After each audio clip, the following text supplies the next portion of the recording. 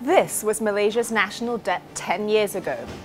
And this is where it stands today, at a whopping 1.5 trillion ringgit. But what exactly makes this debt so troubling? And what can be done about it?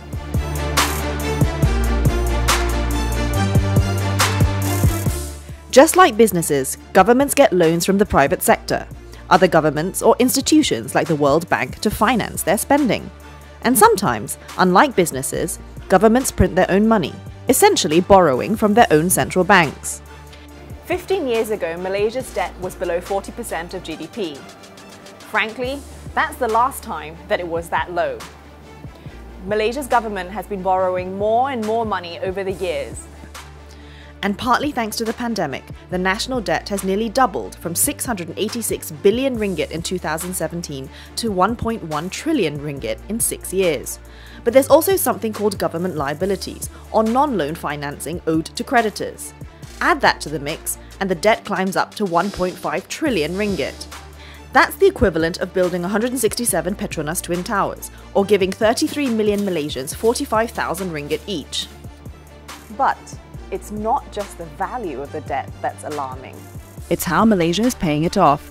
Malaysia has been borrowing money to pay off older debts. That is what happened in 2021 when the government used 114 billion ringgit out of 217 billion ringgit in new debt just to pay off mature loans, excluding interest. That's more than 50% of all its loans last year. As the old Malay proverb goes, this is just like digging a hole to cover up another hole. And paying off the debt with other sources, especially with tax revenue, isn't that simple either. Malaysia's notorious for having a small tax-paying population. Petronas usually fills in the revenue gaps with petroleum taxes and dividends. But volatile oil prices mean that Petronas can't be a cash cow forever, and the global economic environment isn't heading in Malaysia's favour either. Less demand for Malaysian exports equals less income, and interest rate hikes will bump up the total owed to creditors. So what now? The good news: policymakers have ideas on how to tackle the debt. You might even have heard some of them in the latest budget. The bad news: these ideas don't go far enough. Effectively tackling the debt requires a fundamental shift in government spending and revenue generation. What exactly will Malaysia's fate be if income stagnate and it can't keep its debt in check? Will it be the next Sri Lanka, years down the road?